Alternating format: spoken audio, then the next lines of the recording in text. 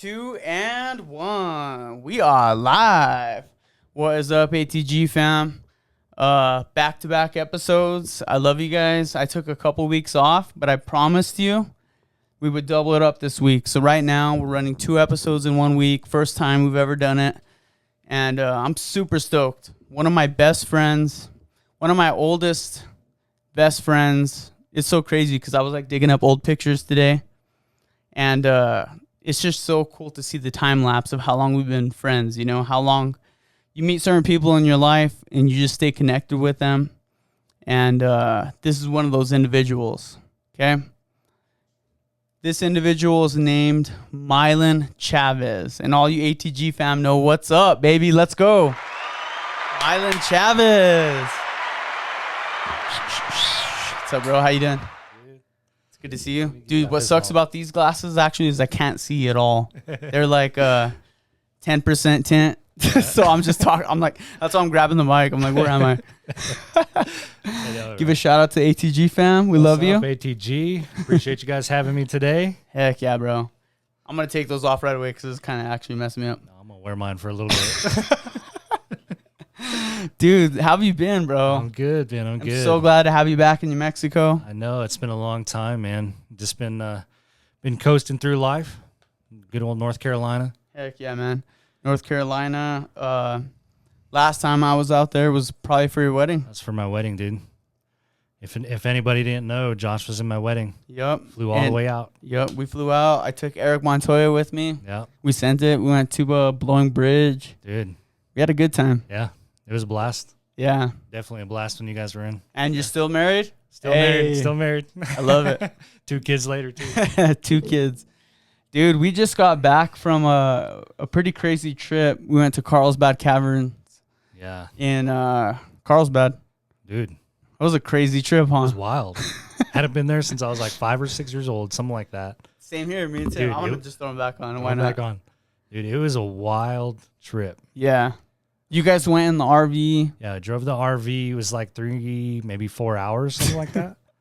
But Day trip, and then the air conditioner went out. It was so hot in there, dude. It was so funny because when Mylon and his whole family showed up, they were just drenched in sweat.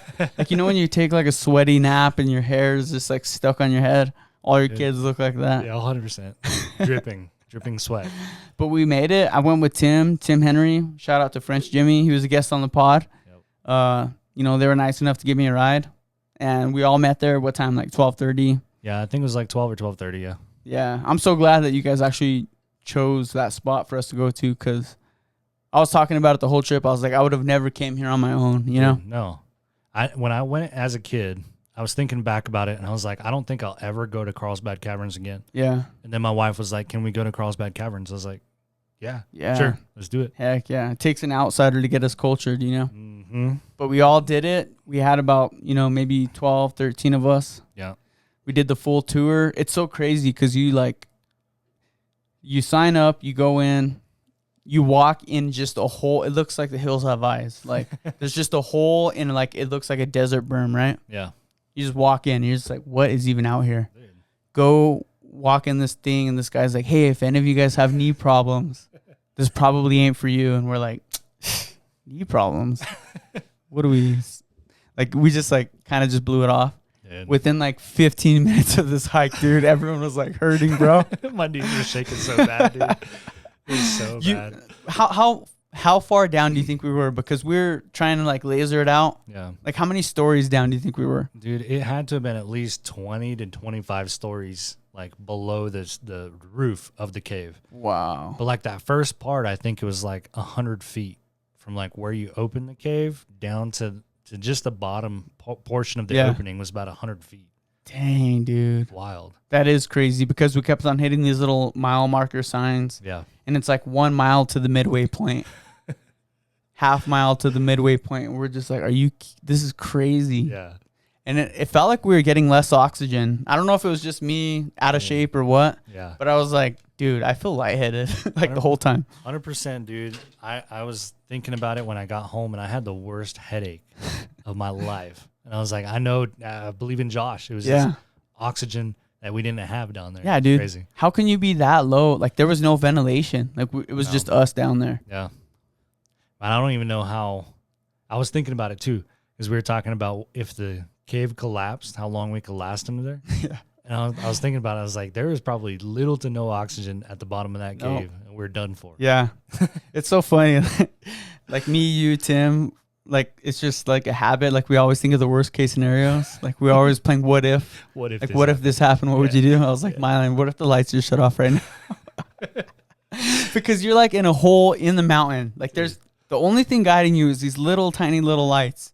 Yeah. You know, it's like a video game. It's like just follow this trail and trust that it's going to take you. Dude. What if there was a power outage like just last week or however long ago? Yeah. Boom. And you're done. What are we going to do? We're underground. Dude, we'd have to find the snack bar right away. We would have to. If not, you're my snack. Take a little. That was 700 feet below the surface too. Yeah. So like there's no climbing out of that bad boy. Yeah, there's no climbing out. I mean, luckily you kind of came prepared. You had like your little light. You had your flashlight, your laser. That's a dad thing right there. Yeah. You got to make sure you're prepared. You did prepare. Had my son in my backpack kind of thing. You did. As a little backup snack. Dude, my shoulders for today. Dude, I felt bad for you. I am done for. I'm barely here right now. That's what's happening. Dude, I honestly, when I got home at like midnight last night. Yeah. And I was like, dude, I can't imagine how Mylon feels because you had one of those kid backpacks and your kid was not only behind you, but like crashed out on you. Dude, sleeping. So you had to like hold your neck a certain way to not wake him up. You know how they talk about nerd neck when you're like your shoulders are behind your head? Yeah. That was me all day. Damn. Yeah. Yeah. I got out. You got some pictures too of your kid passed. That was cute. Yeah. I came to Albuquerque this morning just to cruise around.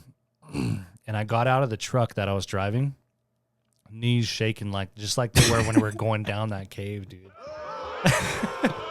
Yeah, it was bad. That's how out of shape I am. Though. Yeah. It's like to defend you a little bit, like you're way higher elevation too. Dude. So not only are you like doing all of this crazy stuff, you're making it 10 times harder. Yeah. The oxygen is different, or I guess the weather in general from North Carolina to New Mexico is different. Yeah, like our blood is thicker because it's more adapted to elevation. Yeah. So where we're at too is flat. There's no hiking. There's no mountains anymore. In North Carolina? Yeah, because I moved from the mountains to the beach. There's no hiking there. It's like you're either walking on flat ground or you're walking in sand. That's it. So I had no way to prepare for this hike 700 feet below the surface. Yeah, dude. It was bad. It was bad. It was a fun trip. That's one I'll always remember, though. It was a blast. We had some crazy moments. We figured it out, but on the way up, we thought that we got stuck in like a time loop. Yeah. So me and Tim and Anna and Ollie, we all went in a car together, and we were like maybe 30 minutes ahead of you. Yeah. So we're like, you want to just stop at McDonald's and see the UFO McDonald's? Like it's like a unique thing. Yeah. Let Ollie play. Yeah. So there was like this big T that we went to, right? Yeah. So we turn left, and there's a T, and it's like, go right, Carlsbad, go left, Roswell. And Roswell is like maybe 2-3 miles. Yeah. So we're like, let's just go to McDonald's. Straight road, right off the road. Yeah. So we go straight, go to McDonald's, get whatever, breakfast. Yeah. And then we're going back on the same road. And then all of a sudden it's telling us to take left.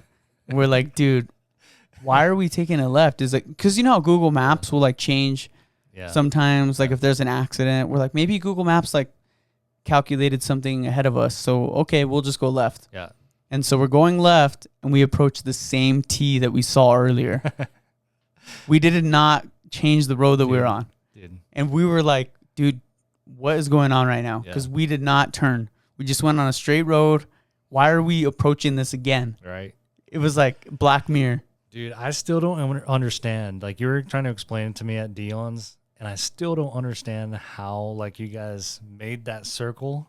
But I was trying to think of it last night too because I fell asleep thinking about it. But I was like, this is weird stuff. It was kind of weird. We figured it out. There's like this sneaky little road that you can't. I don't know. It's so weird. So luckily we went to Dion's in Roswell at the end of the night, and we figured out that we weren't crazy. There was like a little sneaky road where if you still go straight, it somehow circles back. See, but still, it was like messing with me all day. And then not only that, remember whenever we were in the cave and we were the last ones in the cave? Dude. All of a sudden, it just got dead silent. Like out of nowhere. Scared the crap out of me. And it was just like our families, we're all just doing it. And there was a ton of people all day. There's people passing us. And then all of a sudden, like within the last 30 minutes, dead silent. Dude, what scared me about that was that you stopped. Yeah. Dude, you stopped and you looked at me. You turned around and you looked at me and you go, did you hear that? And I was like, oh my gosh, what did I just hear? And I was trying to listen. And I don't know if it was my son sleeping, but I heard like. There was a little thing. I heard whispering, dude. And I was like, this is weird because I turned around. There's no one behind me. Yeah, there was no one. I was like, this is sketchy. It was. Sketchy. But. And then we started playing What If again. You're like, dude, what if? Like, what if something jumped out of that big hole that's right there? It's 100 feet down. Or what if we go back to the Earth and like 20 years has passed? Like, where have you been? Like, you've been missing for 10 years. Yeah. That's what made it fun. Yeah. It's like playing imagination in the cave. That's why I like taking trips with you, dude. Yeah. It always turns into something fun. It does, dude. It got quiet because I was looking at that video that we took right when we left the cave. Yeah, all years Ollie. Dude, there was nothing. Even in the video, I didn't hear Anna. I didn't hear Ollie. It was nothing. And I was like, that's sketchy. Yeah. I looked at my wife and I was like, oh. It's kind of eerie being in a cave dead silent. Yeah. And then your imagination just goes crazy. Especially when you're hearing whispering going on behind you. Yeah. And it's like, what if the lights go out? Yeah. And we were talking about that movie because me and you, that's one of our things. And I think I might have adapted this from you, is just watching super like trippy movies. Yeah. Like movies that like make you think. Mm-hmm. You know what I mean? Yep. That was like one of our hobbies, like in high school, growing up, is like we would even watch like movies that like were in another language that had subtitles that were super creepy. Yeah. You know? Oh yeah. And you'd be like, dude, check this movie out. It's subtitles, but like, dude, it'll stick with you. Dude. So The Descent was one of those movies for sure. Yeah. So we were talking about that, The Descent. Yeah. So if you guys haven't seen this, watch that movie, The Descent. Watch that movie. And then go to Carlsbad. It'll really mess with you. Because the whole movie, the whole premise is them like all of these cave explorers, geologists. They're like trying to explore a new, trying to go as far as they can. And then stuff just goes sideways. Dude. And that's all I'm going to tell you. You got to watch it. You got to watch it or else it's not going to work. Yo, shout out to intern Steve. He keeps the lights on over here. That's right. And also shout out to Hydro Bar. We love you. Absolutely. Good stuff. Yeah, dude. But good trip. Good times. Carlsbad Caverns. I want to do more like different stuff with you guys, even in North Carolina. Maybe we'll find something over there that you guys haven't done. Yeah. And there's some stuff, man. It's like I haven't even had the chance to explore a lot of North Carolina. Yeah. And I've been out there for 13 years now. Yeah. But me and my wife were actually talking about the bomb shelter today. Because we were driving through Albuquerque and she was like, is that the mental hospital? I was like, that's not the right one, but that's one of them. Yeah. So we were going over the story again, and me and Carlo used to drive up to the bomb shelter and just like stare at it. Like, sketchy stuff. It is sketchy. People from Belen know, but like for the audience that doesn't know, there's a bomb shelter, or there was like a fully functional bomb shelter in Belen in case a nuke or something hit. Yeah. It was meant to shelter the entire city. Yeah. But the creepy thing is the bomb shelter is located like 4 or 5 miles into the mesa in the middle of nowhere on private property. Mm-hmm. And all there is just, it looks like a mesa hill, right? Like there's a bunch of mesa hills. It looks like just a bunch of hills. Yeah. It's a hill with a door in it. Big metal door in a mountain. It looks like in a hill. Mm-hmm. And you go up to it. Even during the day, it's kind of eerie. Yeah. And one of my experiences, I've went like maybe 2 or 3 times, maybe 2. But I went one time with a group. You take girls like, hey, want to get in trouble? To the bomb shelter. Yeah, get them scared. Hopefully they touch your leg. No, like, no, I got you. Yeah. But low key, you're like pissing your pants. And so we would go. And when I went, it was at nighttime, right? Yeah. And you have to know what road to take. You open these doors. You're in private property, allegedly. And so you go, and when we approached the door, this should have just thrown us off right away, and we should have just went home. But there was a skinned coyote. Oh, yeah, sketchy. So there was a coyote in front of the door that we have to open that's skinned. So it's just like meat, like a meat coyote. We should have just took off. But we're like, let's go in. Like, let's just see. Yeah. And so we open the door. We go in, lights, everything. and there's just blood on the walls. Jeez. Okay? Yeah. There's blood, like maybe like less than 24 hours blood on the walls. It's like on the outside of the door or No. inside? So there's a coyote. Yeah. Weird. We open the door, and you know how there's that big main room, and then it goes down to the hospital or wherever? Yeah. So in the main room, there's blood writing on the wall. And it like says 666. There's like pentagram, like creepy stuff. All this sketchy stuff. In blood. And we're just like, whoa. Yeah. This is crazy, right? like, come a little closer. Come on. Yeah. All we cared about was like, is the chick gonna hold my hand? Yeah. Oh, God. Like we just ignored all signs. Yeah. And I think the door to go in the tunnel, because there's a huge ladder, was like locked or something. Yeah. So we just explored that main room and then left. Yeah. But dude, what's creepier is like there's real people out there doing real stuff. Oh yeah. You know, like forget the ghosts. Someone actually wrote in blood all this creepy stuff. Yeah. Well, I remember. I don't remember who told me, but somebody had said in the 70s there was that cult group that came through Berlin. And they ended up doing like sacrifices down there, and they found a couple bodies at the bottom.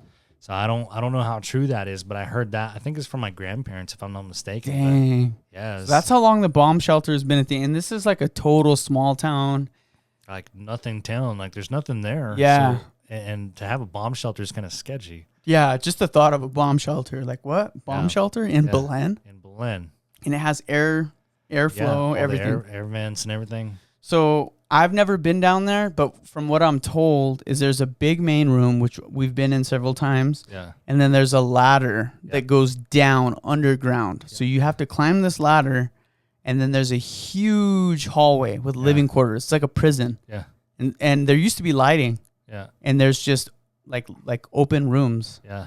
That would just turn on. Lights were just flickering. Yeah, it's totally lit up. When you walk down to from the main room to down that ladder, it's a tall ladder too.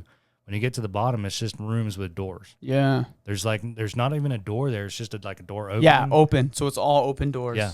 And it, from what I understand, it connects to Los Lunas, right? Yeah. Yeah. I don't know. But if it's a bomb shelter, like that would be kind of screwed up if it only fit like 100 people. Yeah. Like if you're going to make a bomb shelter, you got to go all out. Yeah.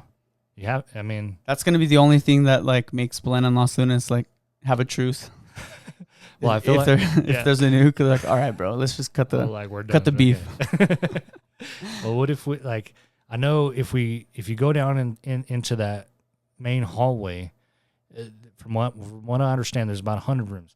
I've been down to the hallway, and then I've never walked the entire way. Yeah, but I have gone to the Los Lunas side and gone down and seen the same hallway. No way. If they're connected, I don't know. So there's another entrance in the Los Lunas? Yeah, at the mental hospital. See, that's why you're one of my best friends, because you know about all this creepy stuff. That's because I do it. Dude. Yes. I honestly think you have such a big influence on my life, because I'm always into like, I don't know, mysterious things. Yeah. Like I love figuring out secrets or folk tales. Right. You know what I mean? Like we would go for like walks on the ditch bank at night and just scare each other. Like there's something about getting an adrenaline rush, being scared. Yeah. That like isn't fun, but it's like it's exciting. Yeah. You have a story to tell at the end of the night. Yeah. Like, dude. So one of the things that we used to do when we were kids, me and Carlo. Shout out to Carlo. Yeah. Shout out to Carlo. Miss you, dude. Hopefully I'll see you tomorrow. So we used to we had that trampoline on the back of my grandparents' house. Yeah. And we'd be like, yeah, we're going to go sleep on the trampoline. And you know how my grandpa had that ditch bank back there? Yeah. We used to always be like, well, what if the Llorona gets us out there? And we're just like, let's walk over there real quick and then we'll run back. Yeah. So that's kind of where it all started when we were like kids. Yeah. And me and you both grew up right by a ditch bank. Yeah. Like our backyard was a ditch bank. Yep. And isn't that so like messed up that like the Llorona was like told to us like in like the libraries in like third grade? Yeah, they're like the Llorona, her child died, and so she's gonna drown you. Like if you hear the whispers, the cries, run away, run there. They would take you to the like Luna Mansion in Los Lunas. Yeah, and they would tell you these creepy stories, and then we would just go home, and we both lived on a ditch bank, all freaked out. Stay up all night with the window open, looking at the ditch bank, like waiting for someone to come by. Yeah, dude. Yeah. That was sketchy. We had some cool memories like that, like getting like always at nighttime. Yeah. Whether it was at your grandparents, my parents. Yeah. we were always like on the ditch banks. I remember that. Always Whether we're riding something. dirt bikes, 4-wheelers. Mm-hmm. Getting into trouble. Yeah, getting into trouble. The ditch bank, we kind of figured it out, like, because the cops used to regulate a little bit on the ditch banks. Yeah.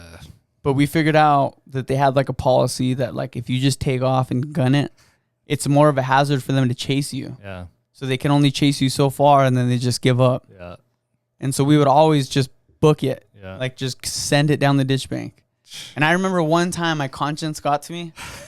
Like I was with like, it was like me, you, it was a bunch of people. Yeah. And everyone just booked it. And I was like, dude, something don't feel right. I'm just going to talk to this cop. Yeah. He ended up towing my 4-wheeler, giving me like 5 tickets. Like my parents, I was grounded for like a month.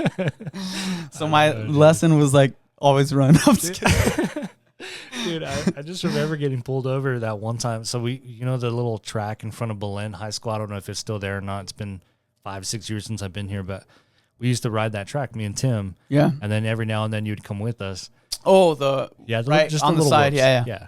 And then, my uncle lived right down the road. Right. So and he had all the toys. Yeah, he had all the toys. So we'd like jump on the dirt bikes, 4-wheelers, whatever. And we took off down the road. We saw some, I don't remember who it was, but there were some cheerleaders leaving. And so we were like, oh yeah, we're going to show off.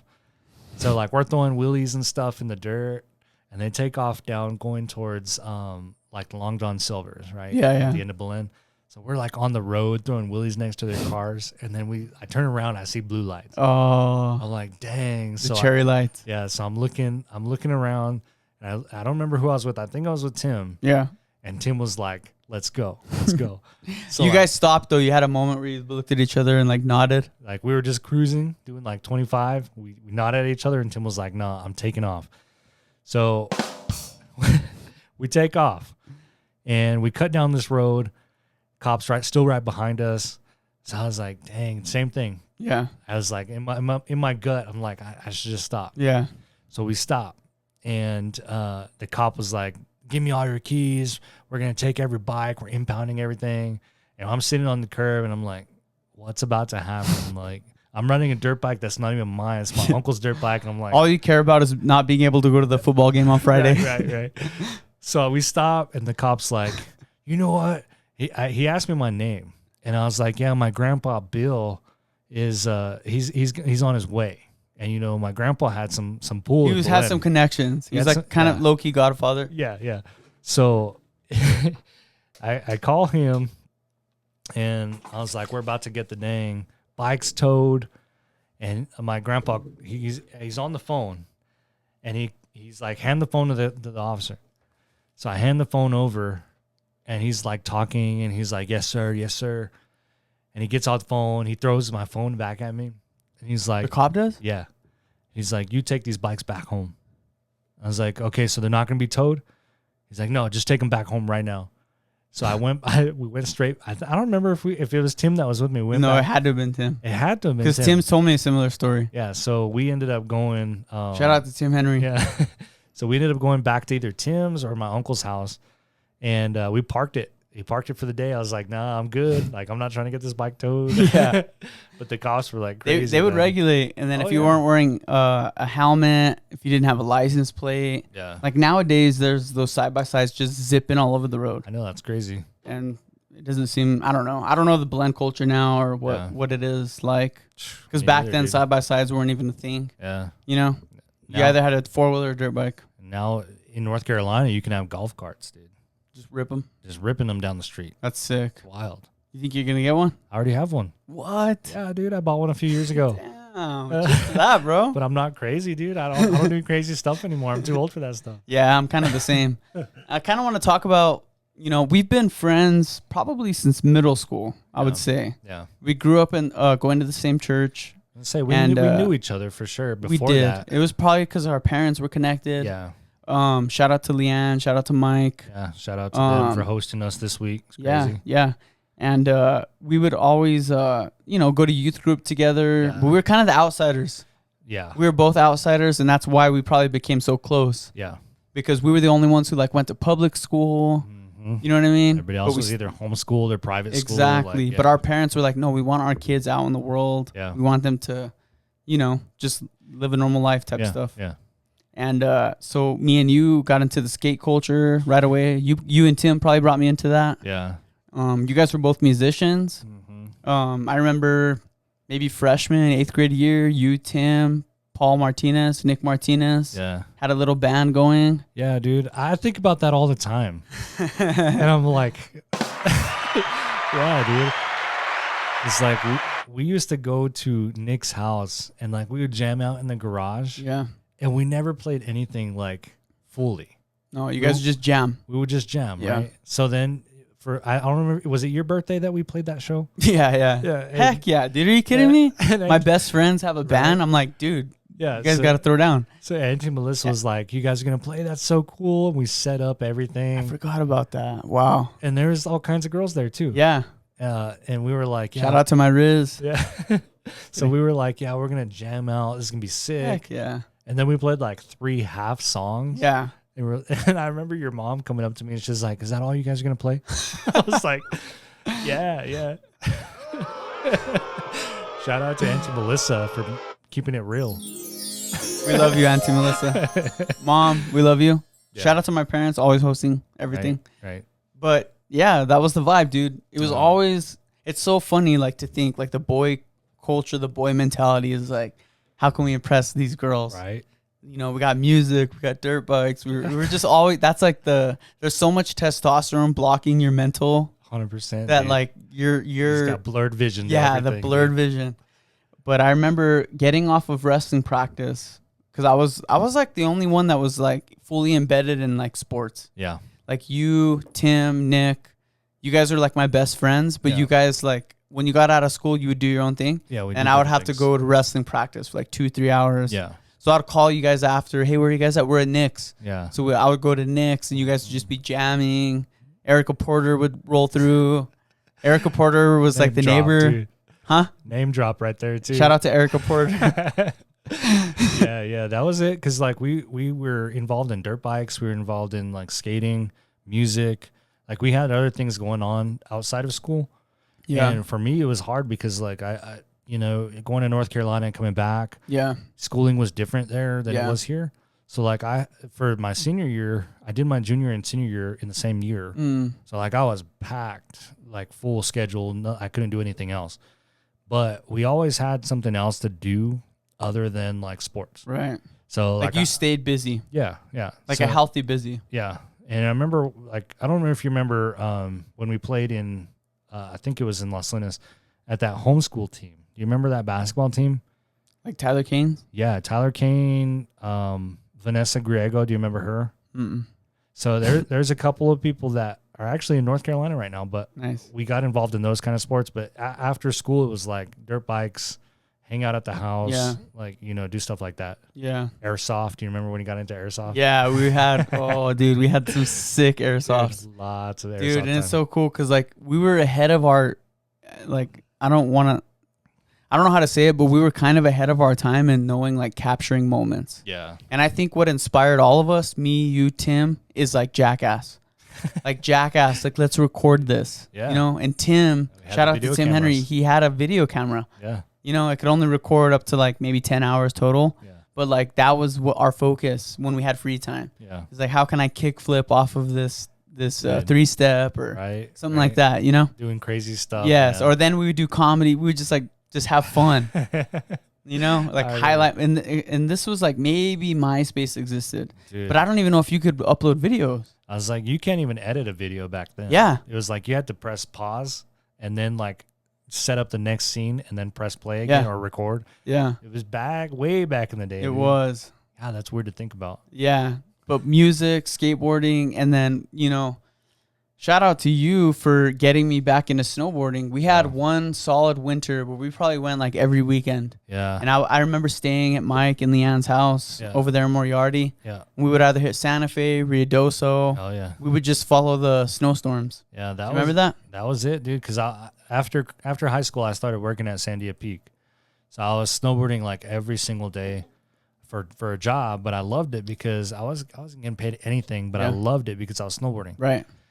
And this is when Sandia had really good snow. Like real good snow. Like 2010, 2011, 12. They had the most record snow. Yeah. And that was That was the year where we really got heavily involved in snowboarding. That's all our kind of like free time revolved around. Yeah. It was like no music, no skateboarding. Where are we going to snowboard? Dude, we used to go up to Santa Fe. I remember those trips were crazy. Yeah. I actually still have videos of that somewhere. Do you? Mm-hmm. Somewhere on one of my hard drives or something. That's so cool. I remember you taught me, you know, because I've been snowboarding for years now, like probably since that summer. Yeah. But you taught me how to 180. You taught me how to butter 360. Yeah. I remember specifically being with you. Yeah. And us just spending a whole day, like, how can I get this 360? Right. Without a kicker. Dude. You know, how can I butter into a 360? Yeah. And that was the crazy part, is like figuring out all those little tricks back in the day. Because that stuff was like crazy back then. Now it's like kids are throwing like 1080s. Oh, dude. And it's like, but like insane. if you could rip a 360 in 2011, dude, you were gangster. And we, dude, hats off to you, bro. Like you walked me through it. Yeah. And we had days where we would just focus on doing one trick. Yeah. Like, hey, we're gonna go to Ruidoso. Mm-hmm. We want to hit a 360 by the end of the day. Yeah. We don't really care, like, as long as we get that. Yeah. We wouldn't record it, nothing, but like, let's just do it. We're just like, we just want to do it for the clout, you know, for people to see us on the lift and stuff. Yes. Like, yeah, that guy's doing a 360. Heck yeah. Yeah. I remember that. Dude, do you guys have snowboarding in North Carolina? We do. They're not as good, in my opinion. They're not as good as it is here.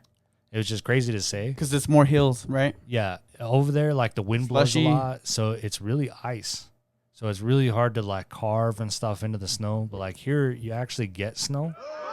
Yeah. North Carolina's crazy, man. But I just bought a new setup a few years ago.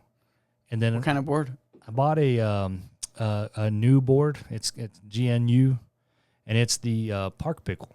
Oh yeah. Yeah. Those are really good, actually. Dude, it's like a 2011, but I love that thing, dude. Dude, the pickle boards. Yeah. They're perfect for everything. They're right in the middle. Yeah. Because they're heavy enough to where you could actually go fast. Yeah. But they're flexible enough to where you could pop your own. Dude, 360s. So much pop. And the guy that I actually bought off of eBay, dude, and he's like, yeah, I'm going to throw in these bindings and everything. So I went and bought all new gear. And the following year, I moved to the beach, bro. So I'm like, now I'm 4 hours away from the ski slopes. So I was like, I told my wife, I said, I'm going to buy a surfboard and start surfing out there. Yeah. Yeah, so skimboards. Skimboards are fun. Got a couple. Crack your ankles up though. You better watch out. I can't even do that anymore, dude. I can't run fast enough to keep up with the board. I'm too old. Did you? I honestly, because I was trying to think of all the oldest memories we've had. Yeah. You know, and I feel like I convinced you to wrestle over like a summer or something. I remember you being in practice with me. Yeah. So I wrestled for. It was probably, I want to say 2-3 months maybe. And it was one of those things where it's like, yeah, like I got involved in the culture and then stuff happened with like school and all that. So I was like, no, I'm going to focus on everything else. You were in there for a little bit. I was in there for a little while. Yeah. You know some secrets, huh? Yeah, I know some stuff. Heck yeah. And plus my dad had his little store, his little MMA shop. Yeah. So like after high school. Affliction. Yeah. Had the full shirts and everything. So like me and dad would like grapple in his store and all that. Yeah. And it was a blast. Heck yeah. Shout out to my sisters. You said that you saw Sean O'Malley, or your dad was doing something with Sean O'Malley? Yeah. Like down the road? So whenever my dad had his store, he had Is that cool if I light up a little? Absolutely, dude. Stogie? So dad opened up this MMA store and he had set up like a little ring on the inside of the store. And I could have swore it was Sean O'Malley that was there. Super cool guy. I just remember the mohawk. And yeah, it was a crazy little match that he had. But yeah, dad's store, that was a cool time too, because it was half an MMA store and then half a skate shop, because he wanted to like have something for me. Yeah. So like when I think I was. What's your dad's full name? Joseph Chavez. Joseph. Yeah.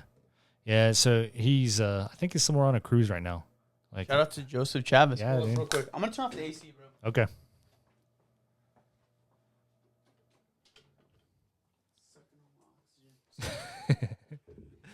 No, but the cool thing, man, was like, hold on, that's the cards that I need to keep. You want to have a puff of that? It's really good. All good. Is like you were like one of those friends that would like, you're like, dude, I spent the last summer in North Carolina. It's crazy. You were like our first out-of-state friend. Yeah. Like we were just only blend culture. Right. You would come back with like some long hair, some crazy Vans. Like, you're like, dude, check these out. You're like, dude, this is the wave. Yeah, and we were just like, whoa, dude, that's crazy. Well, that's the crazy thing I was talking to my wife about earlier is like growing up, right? I grew up in New Mexico, went to La Merced for elementary school, and then I did like a Christian school type thing, and it was like family school. Yeah, so it was crazy because I can't remember what the name of it was, but it was like a private Christian school, and they ended up getting shut down because they were like locking kids in the closet and stuff. Yeah. And at that time, my mom was traveling, so we just pulled out of school and did homeschooling for a while. But then I started going to North Carolina for the summers. And what would you do over there? Dude, like it was a whole different world, right? So like my dad has been out there for the longest time, and the first thing that we did was went to the roller skating rink, and that was like the big deal out there, right? Yeah. Every Friday night. It was like the Belen swim nights. Yeah. So you go to the roller skating rink, and they had like a couple skates, and you're like, you want to skate with me, you know, kind of deal. And then they did like the speed skates. So me and my dad did that every Friday night. Yeah, dude, absolutely. I look back at it now and I'm like, that's ridiculous. But my dad did the roller skating thing for me, and it was kind of careful, bro. Your wife's watching this right now. I know. I met this little honey, Heina. Like I was holding hands with this girl skating. She knows. I spilled the secrets. Well, she's your wife. Yeah. That's the cool thing is like once you find someone that loves you for who you are. Yeah. Just dude, they gotta accept you for everything. And she's amazing because she helped like traveling with me is a nightmare, dude. Why? I get so stressed out. I'm like, no, we have to be on time. We got to be there 3 hours early to the airport. We can't like take any detours, stop and get coffee. No, like we're going and we're going to get there. So bless her heart. She's like awesome with that. She's like, just don't divorce me today. And I'm like, yeah, we're good. We're good. Oh, shout out to Daphne. Yeah. Shout out to my wife. She's awesome. She is happy birthday. Today is your birthday as well. Daphne just turned 30. 30 years old, dude. 30, flirty, and thriving with me. You know what I mean? You better start doing some push-ups, bro. Dude, I already told her today. Like, babe, just use your imagination. Imagine me in 3 months. I was kidding. Today, dude. Like today, we went to Albuquerque. Took her to Euros there by Saggio's, and I told her I was like, you can just spend whatever you want. I don't care. Yeah, because I didn't have time to get her a present or anything. So I was like, just spend whatever you want. Yeah, I don't care. You choose. Yeah. So we did that and cruised back home, and now she's hanging out with the kids. She got some blue meth. Yeah. Dude, that's funny that you said that, dude, because I was talking to her about traveling. Yeah. I told her, I said, we're going to rent an RV. She was like, what are we going to do with an RV? I was like, going to cook some meth is what's going to happen. That's so cool. Yeah. Like, this is the ultimate bond right here. Right. Dude, one of my funniest memories with you, I have to tell it because I've told it maybe on like 2 or 3 more pods, maybe with Tim. Nervous now. And it was whenever maybe we were senior year high school. Yeah. Maybe I was a junior, you were a senior. Yeah. And the night swim was like the thing to do. Yeah. Right? Yeah, that was the night swim was the thing to do. All the high schoolers, we're going to all meet at Sonic. What's the plan? We're going to go to the night swim. Yeah. You know, so I would have like a little bottle of Southern Comfort in my backpack. Like that. What's the vibes, you know? Right. And I remember the vibes. And I think maybe Tim was there. You definitely weren't there. Yeah. But you showed up later. Yeah. And so we were all at Sonic, and you were dating this girl at the time. Yes, I know where you're going with this. Yes. I don't know. I don't want to name drop. I'm not going to say no names. But I was at Sonic, and I was sitting on my tailgate with who you were dating at the time or talking to. Yeah. Right? Yeah, we were just talking. Yeah.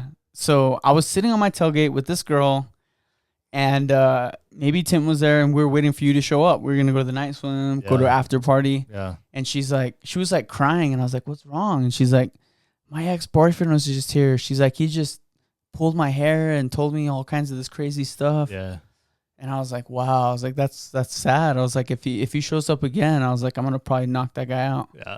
As soon as those words left my mouth, this car like 360s into the Sonic driveway. Yeah. And this guy gets out. Yeah. Raging. Like his veins are popping out on his neck. He doesn't even say no words, grabs her hair, pulls her to the side and throws a right hand hook at me. Yeah. Nothing, no warning, nothing. Just boom, boom. Throws a hook, and luckily, dude, like this was God looking after me. I ducked the hook, so it like went right over my head. Yeah. And that wrestling instinct kicked in, and I just grabbed his legs and I just suplexed him on his head. Yeah. And I just started throwing down, dude, punches like crazy. Yeah. And then he tried running away, and then I suplexed him again, allegedly. Yeah, allegedly. And then all of a sudden, cops grab me, and I'm in handcuffs. Yeah. And so the cops have me, and I'm in handcuffs, and all the Belen party crews like just watching me get arrested. Yeah. And they're like, "What are you doing? Why are you beating this guy up?" And I was like, "Dude, I'm self-defense, bro." I was like, 100%. "This guy." And they're all, "How do we know that's true?" And everyone, luckily, I was friends with everyone in the parking lot. They're like, "No, that guy attacked him, and he just defended himself." Yeah. Well, so they ended up just letting me go, dude. I remember her calling me because I was with Mike Flores at the time. Yeah, that was our boy. Yeah, and we were cruising around, and she called me, and she's like crying. She's like, "Josh is in handcuffs and all this." So I was like, "Where are you?" She's like, Sonic driving. So we were like cruising down towards Sonic, and Mike, like we looked over, and I saw you over there, and she was crying. So I jumped out in the middle of traffic, jumped out of the car. He slammed the brakes, and I cooked it over there. And then I remember you telling me, you were like, "No, it's all done. Everything's good. It's all good." I'm like, "Let's go to the night swim." I was like, "Okay, cool." Dude, it was so funny because he thought that I was talking to her. Dude, I don't know. That was the whole reason for the fight. Yeah. Like, because you guys were sitting on it the could have been tailgate. you that had to fight. And so I had to fight this random guy. Like, nowhere to be found either. I'm like, I don't even remember who it was either. I know who it was, but I'm not going to name drop. And it was so funny because like the cops like brought me to the police car after. Yeah. Because they ended up keeping him obtained and handcuffed. Yeah. He's like, "My bad, bro." He's like, "I didn't know you're that good of a fighter." He's like, and they're like, "Shake hands right now." So I was like, I shook hands with him. Since then, we were cool. But it was so funny. I was like, "Mylon, I just fought some guy for you, bro, and I didn't do nothing to deserve it." You're like, "You owe me big time." You owe me big time. I'm like, "You better marry this girl." Yeah, that was so we went to the night swim, and the night was just normal, but it was like never happened. crazy though. Like that was just okay. Let's go to the night swim now. Dude, I almost forgot about that. It's funny though because I've told my wife that story 100 times. Like that was the funniest day. Yeah, dude. Scary, but it was funny. Dude, if you were sitting next to her, like you probably should have been, dude, you would have had to throw down. Dude, I would have taken a punch like no other, dude. Dude, he just did no warning, cold cock. Dude, so back then I was in shape, and I remember jumping out in the middle of traffic, and I leaped across that whole median, dude, like one bound. I was like, woo. And then you were sitting on the bed of the truck, I think, still, and you were like, "Nah, everything's good, everything's good." But you did tell me, you were like, you grabbed my shoulder, like, "You owe me big time." That was dude, great, and it was all because you showed up late. I was just like, I know. I'm like, "So how are you, Mylon? Are you guys cool?" All of a sudden, freaking hands are throwing. I'm like, I love it. Dude, that was a crazy day, dude. That's a funny story. Yeah. That was one of those stories that, sometimes I want to push that back a little bit, you know what I mean? Yeah. But that just like sealed our best friendship, bro. 100%, dude. 100%. It's like, hey, all right. Took one for the team. Whether it's me or you, we got you. Got your back. Dude, you got to protect the women. Dude, now it's sketchy, dude, because I was telling you about earlier about that lady that was yelling at me. Yeah. In the middle. Crackhead? Yeah. You're in Albuquerque? Yeah. And my wife, like, she's so innocent, bless her heart. She's like one of those girls that's never seen that stuff like that. Yeah. So I texted her and I was like, "Hey, there's a cop behind me recording this crackhead at the end of the street." And she was like yelling. And then all of a sudden, you told me the cardinal rule, don't stare at him. And I'm over here staring at this girl and she's like, "What are you looking at?" Da, da, da. And I was like, just getting my coffee, just like hanging out. You can't, dude. And it's not your fault. Like, dude, it's only like this here in the whole country. It's so weird. But like I'm so used to it and consumed in it that like I just know how to blend in and be camouflaged. Yeah. Like you don't look at anyone, just do what you got to do. If they ask you something, throw them a Gatorade. Dude. But like if you're an outsider coming here, you're like, why is that person talking to themselves? And you can't help but stare. You're just like, yeah.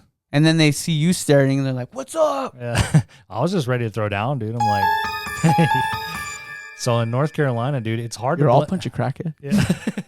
It's hard to blend in North Carolina. One, because I'm dark. Yeah, me and Tim were talking about that. Yeah. I was like, Mylon's like a little gold little nugget out there. That's how I found my wife. She's like the one brown boy in North Carolina. Yeah. I better marry that guy. And here we are. Yeah. But when she comes here, she's like, yeah, it's like there's crazy stuff going down. Yeah. It's just New Mexico. It's nothing crazy. That's what I said, bro. It's just like when you've been here long enough, you know how to just mind your own business. Yeah. But if you're an outsider, it's so hard not to pay attention to everything. Yeah. Because you're just like, and it's sad because we're so callous to it. Yeah. You know what I mean? Yeah. Like I should be more concerned, but I'm just in and out doing my thing. Yeah. But like if you look at someone long enough, they're gonna, who knows, you know? Yeah. Start throwing mad dogs at them. They're like start calling you the devil and want to kill you. Like you just don't know. Someone who's on meth or crack, even heroin, they're not holding the reins. No. There's something else. They're just driving, telling them what to do. You know what I mean? They're on autopilot, yeah. dude. Like nothing's there. And they're just looking for anything to attach to. And so when they see this brown dude staring at them, ordering coffee, like with the crazy face. They're all, I got the fighter they're face. all, what? They're like, what? You do got the fighter face. Dude, I got that RBF. Your son has that, dude. He does. Shout out to Wells. He has the look. My son Wells like, has got that look. He just throws it out. You're like, what? It's funny, dude, because like I never thought about it. Yeah. Until just like right now, honestly, I'm like, he does have dude, that at face. Dion's, he went like this to. He went like this to us. Yeah. He did that. And I was like, okay, bro. Like, you want a chip, Wells? I know. He's only 2 years old. Who taught him that? That's my wife, dude. Damn. She's like, if anyone messes with you. Yeah. It's like you just sock him. Sock him. Shout out to Wells, dude. Mr. Wells. Killer kid. Love that kid. Mm-hmm. He's I'm awesome. So happy to be his uncle. Yeah, dude. He's and this is his first time in I almost said North Carolina, in New Mexico. His first time. That's so and my cool. daughters too. Heck yeah. And what's your daughter's name again? Lorelai. Lorelai. Yeah. Beautiful name. Yeah. My wife got it after Gilmore Girls. Nice. Yeah, so cool story behind that, but that's for another time. But yeah, Wells, like, dude, he's loving it out here because in North Carolina, we have 98% humidity most of the time. Yeah. So it's like you walk outside, you're sweating. Yeah, yeah. Out here, like, I'm in a long sleeve and it's 90 degrees. Yeah. And, like, I feel good. Yeah, right yeah. Just because the elevation. Yeah. Yeah, that's true. But we drove up to Sandia Peak this morning. Oh, you guys went to the crest? Yeah. That's where you proposed, right? Yeah, that's where I proposed to my wife. Just like a typical New Mexico boy. I love that. See, my wife thinks it's awesome, right?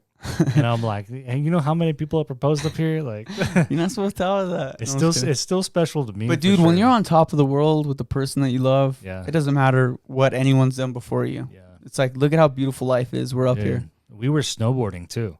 She shredded with you? She didn't shred. Hey, shout out to Daph. Yeah.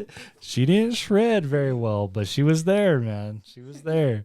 She it's a funny story because like I had some friends we came in and they're like, we'll get you free tickets. At Sandia? At Sandia. So I was like, cool, I'll pay for the rental because I didn't have my board or anything. And it was Daph's first time snowboarding. So I put her on the bunny hill and they're cruising. And I left her with one of my friends who's a woman who knows how to snowboard for women's, right? And I was like, I'm just going to make a run up top. And I was watching her. I looked down and I looked at my buddy Charlie. Shout out to Charlie. Was it her first time ever? His first time snowboarding. Oh, dude. Yeah. That's so rough. So I looked. She got proposed to that day? Yeah. She probably felt like she went to war. She was pissed. So I left her on the bunny hill. I was like, I'm just going to make one run up top. You got her? Yeah. So I'll propose to you later. Don't worry. I'll make up for you. I'll make up for it. Yeah. So I look at my buddy Charlie, who's on the lift with me. Hey. I'm just kidding. Yeah. There you go. Yeah.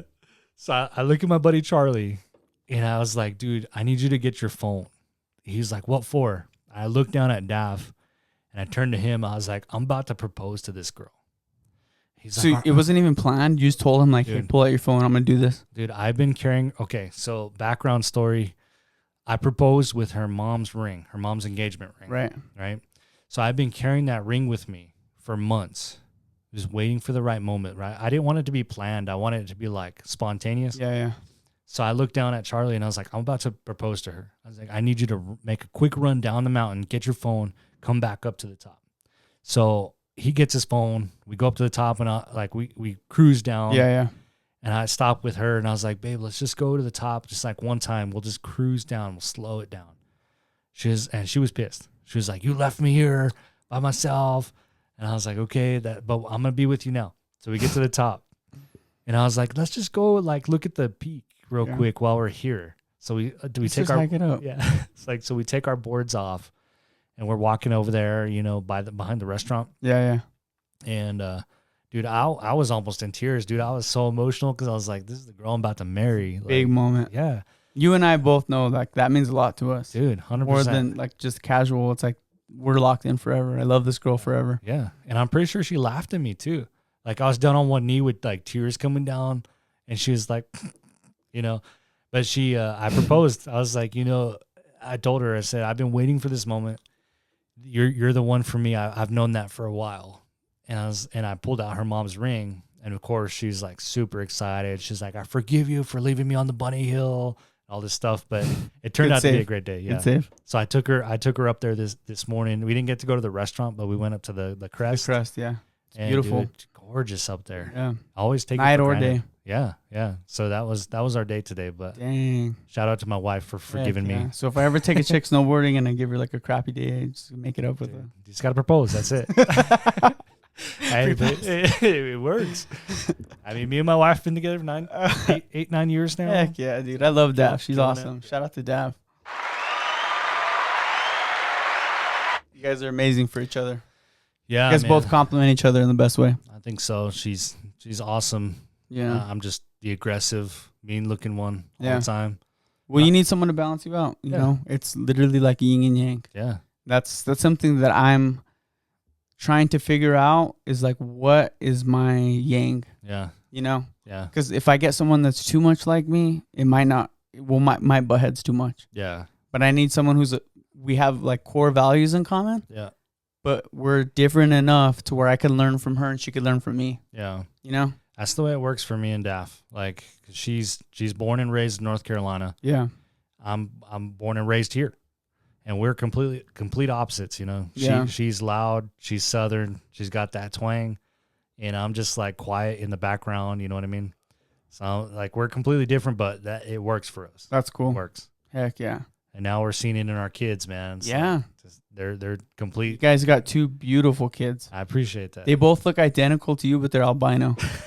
I'm like, dude, they're going to be so privileged. It's like Mylon with all the opportunities that he never had. It's wild. Looking at the future president. Right. So like when my they're going to blend in. That's why I told Daff we were talking about moving back today, and she was like, I don't know. And I'm like, man, our kids won't have like the same lifestyle I had, you know? They're moving back to North Carolina. Yeah. So it's like one of those things where we always, when you become a parent, you think about like your kid's future and all that stuff. So it's always going through our mind, like what are our kids gonna think about this, and what are they gonna do for sports, you know? And now like my son, dude, that kid's he's gonna be a baseball player. I know it. Yeah, I feel it right now. You could just tell. Dude, he can throw left, he can throw right. That's sick. So it's just one of those things. Now it's like figuring out what he wants to do. Dude, my biggest advice, and I don't have kids, so just take it with a grain of salt. Yeah. But like one thing that helped me grow up and helped me be who I am is my parents constantly reminded me about how important my identity was and how I was special, how I was different. Yeah. Embrace being different. Oh, you have something that no one else has, you know? Mm-hmm. Like, because the kids, it's just like a trigger. They want to blend in. They want to be just like this other kid. Yeah. They want to fit in. Yeah. But you got to tell them like, no, you don't understand.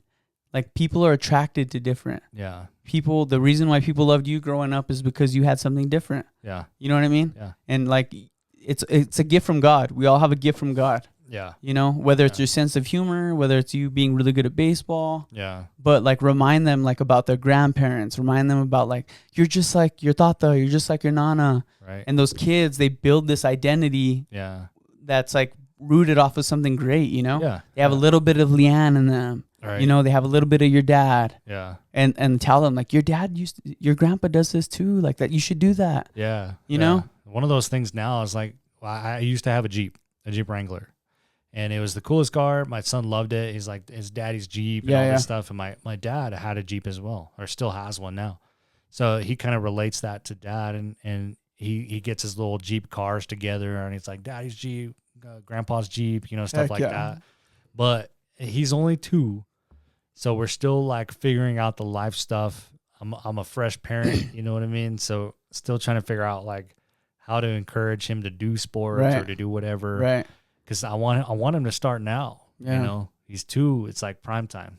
Dude, just raise him doing the things that you love. Yeah. And if he rejects it, then compromise. Yeah. You know what I mean? My dad raised me. I was riding bulls, rodeo. I don't do any of that now. Yeah. But I'm glad that I did it when I was growing up. Yeah. You know, it at least taught me something. Yeah. Like I gained something from it. Got to figure it out. Yeah. You know, getting knocked down. It's like, okay, this is how it is. You know, you could get hurt in life. Yeah. But get back up, cowboy up. You know, there's this little tiny little gems of things that stick with a kid. Yeah. Even at 2 years old. Yeah. Like, wow, look, you went through the cave. That was so cool. Went through the caverns. Dude, he slept through the cave. Yeah, he did sleep through the cave. He slept, dude. He woke up. There's a sandwich in front of him. He's like, this is dope. Dude, I felt bad because he fell asleep in the cave and then woke up like an hour later still in the cave. I'm like, dude, that's scary. That is scary. He's like, dude, this nightmare is all dead quiet.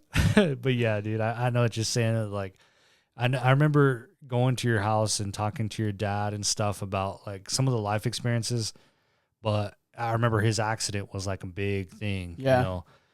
But now, like, I try to encourage my son whenever, like, if he falls and gets hurt, I'm like, dude, just say you're a strong man. Yeah. You know? And he'll repeat it. And I love that, you know? Yeah. So those little things, like, really stay in his mind. They and do. Like, I'm tough. I could do this. And then he wants to impress you. Yeah. Like, look, daddy, I'm okay. Like, I fell. Yeah. Like, I'm good, you know? Yeah. Because if you feed into it too much, like, let's just like focus on any little feeling you have. We won't do that anymore. Yeah. They don't have this shielding. They don't have this armor that they need to go into the real world. Right. So when someone makes fun of them at school, they don't crush and fall apart and start crying. Yeah. They're like, you know what? Whatever. Yeah. I'm me. Who cares? Like, screw you. You got to give them that armor as a parent. Yeah. And say, dude, people are going to make fun of you. Yeah. People are going to say, you know, whoa, your name is different, whatever. Yeah. You are special, you know? And if the more you tell that kid that, you're just giving him armor. Right. You know? Just packing it on. Yeah, just helping him get ready for the world. Dude. Because the world is crazy. Dude, even us as adults, we still get it. Dude,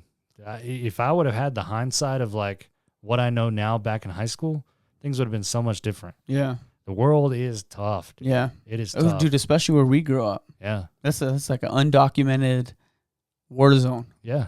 That we grew up with. It's crazy. I know like the fan base for like ATG's mostly like New Mexico for the most part, but like bringing someone who's not from New Mexico into New Mexico is an eye opener. Yeah. You know, my wife is just like, this is crazy. Yeah. This is so much different from North Carolina. Yeah. And she's never lived outside of North Carolina. First time we just moved to the beach, and this was the first time she moved out of that specific county that she was born in. Yeah. So it's like, that's a culture shock. Oh yeah. Especially seeing like so many brown people, you know what I mean? Yeah. Like I'm used to it. Yeah. She's like, this is crazy.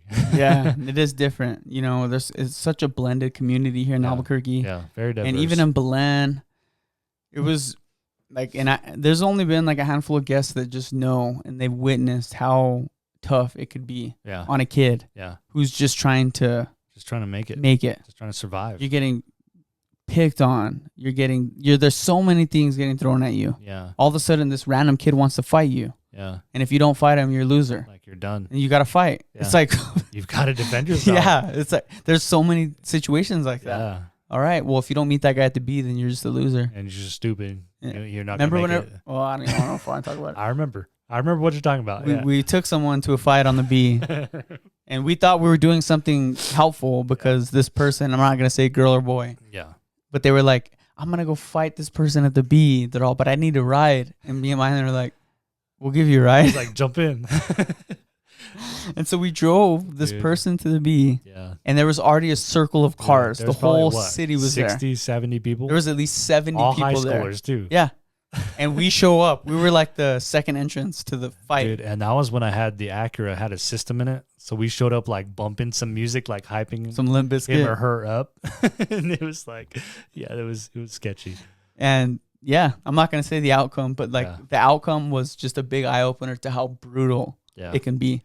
It was fun at the same time as it was like, this is crazy. Yeah. Like we just literally. From the outside looking in, you guys are psychotic. Yeah. But when you're consumed in that world, you almost feed off of it. Or you're just like, it's normal to you. Yeah, it was an adrenaline like, rush. yo, that person just got knocked out on the beat. That was crazy, right? Yeah. You guys want to go Sonic? Like, yeah. You're just like, yeah, you're a loser if you lost. You know what I mean? Like, you went on with the day. Yeah. It's like, yeah, it was crazy. I remember that. Dude. I always tell everyone I'm 9-0, 8-0 on the streets. Never lost a street fight. Dude. Don't challenge me either. I'm Fun. done with the fighting. Right. Only a couple more fights left, dude. Yeah, I broke my hand already once. So I don't know if it's got that much left in it. Dude, I know. My right hand, I broke my thumb in my motorcycle wreck. Yeah. 5 years ago. And dude, it's never been the same. So I'm like, I've got a couple more good swings, and that's it, dude. Elbows. Like, I'm just gonna be kicking elbows. That's it. Headbutts. Yeah.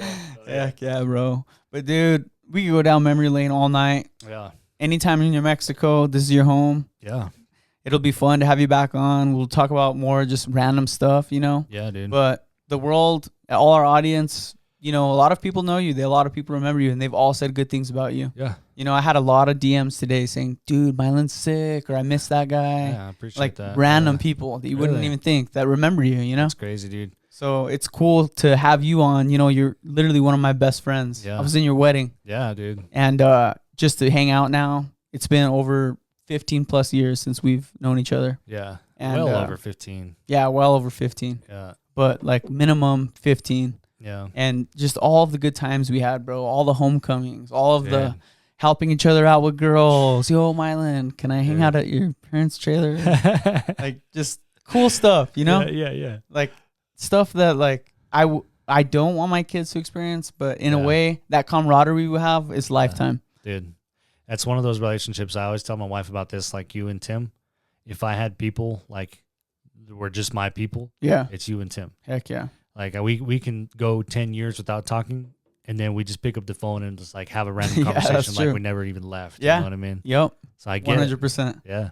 Yeah, and honestly, I not challenge our audience, but, like, pay attention to the people around you. Pay attention to the people that are feeding good into your life. Yeah. Pay attention to the people that you laugh with the most. Those are your people. Yeah. You know what I mean? Yeah. The people that are always by your side. The people, whether you're down or up, like, we've seen each other through a lot. Yeah. You know? You just got to make memories. Yeah. Don't follow the hype. Well, that guy has more followers. That guy is on the captain of the football team. Yeah. Dude, you guys weren't even in any sports. No, dude. You know what I mean? Yeah. But, like, you guys were my best friends. Yeah.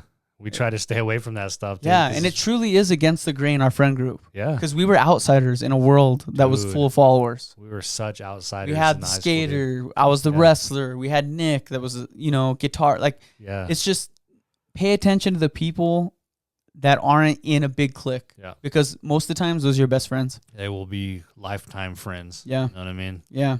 Yeah, it's just one of those things where you have to hold on to the people that are around you. Yeah. Make memories, love each other. That's it, man. Heck yeah, man. That's what life's all about. Like, when you leave this earth, what are you going to leave behind? Right. You know? Seriously. Think about how many people have existed before you. You know, that's part of the reason why I started this podcast. These episodes are going to be out into the air, into the mainstream forever. But, like, what are you going to leave behind? Because when you die and all your friends show up at your funeral, you want them to have the best stories to tell about you. Dude. You know, because what lives on more than anything? Stories. Yeah. Look at the Bible. It's all stories. Yep. So make good, memorable stories that are going to last a lifetime. Yeah. That's the key to life. Completely agree. 100%. All right, let's go do some kick flips. I might have one left, dude. Let's go get in some street fights. No, but Against the Grain, ATG. We're on episode 80, really big episode. Dude. I'm so glad to have you here, man. Dude, proud of you for getting to 80, dude. That's crazy. Heck yeah, man. Thank you. Wild. 2 weeks of content fully out there. Right. If you guys start from episode 1 to now, 2 weeks straight. Dude. Crazy to think about that. Yeah. You know, like, I always joke around, like, my life is open to dissect. Yeah. You guys are going to see me through ups, downs. You guys can criticize me. Yeah. But I promise you guys, this is all with good intentions. 100%, dude. You know? I appreciate you having me on, man. Heck yeah. Long time coming, dude. Yeah, dude, for sure. I've been watching since episode 1, so you have, bro. You have. And we'll get you involved. Maybe we could collab, do some edits, do some graphic design. Dude, you just let me know. I love doing that stuff. Yeah. Heck yeah. Episode 80, guys. I'm going to drop Mylon's Instagram if you guys want to check it out. Check it out. We love you guys. Episode 80, baby.